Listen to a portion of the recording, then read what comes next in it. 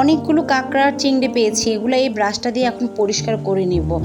এই ব্রাশগুলোর সাহায্যে পরিষ্কার করে তারপর রান্না করতে যাব। আরে তুমি এগুলো কি করছো? এই তুমি এসে গেছো মাঠ থেকে? হ্যাঁ এসেছি। তুমি কি করছো?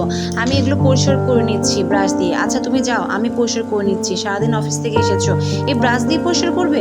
হ্যাঁ আচ্ছা ঠিক আছে, আমি দেখছি কি করা যায়। এই ব্রাশ দিয়ে খুব সুন্দরভাবে এগুলো পরিষ্কার করা যাচ্ছে।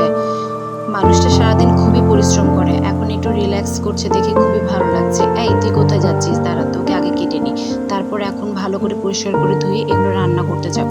তার আগে সবজিগুলো কেটে নিই। মা আমি তোমাকে কোনো সাহায্য করব? তুই কোথায় গিয়েছিলি? এই তো মা এসেছি, দাঁড়াও আমিও তোমাকে তাহলে এই অবস্থায় সাহায্য করতে পারবো। কিছু রসুন কেটে দেয়, আমি পেঁয়াজ আর এগুলো কেটে নিই, তারপর রান্না করব। বাহ, সব কাটা হয়ে গেছে। এখন এগুলো আমি ভালো করে ভেজে নিই। ভালো করে ভেজে তারপর এখানে আমি রসুন কুচিটা দিয়ে দিব। বাহ, এবার সুন্দর মতো রান্না হয়ে যাবে।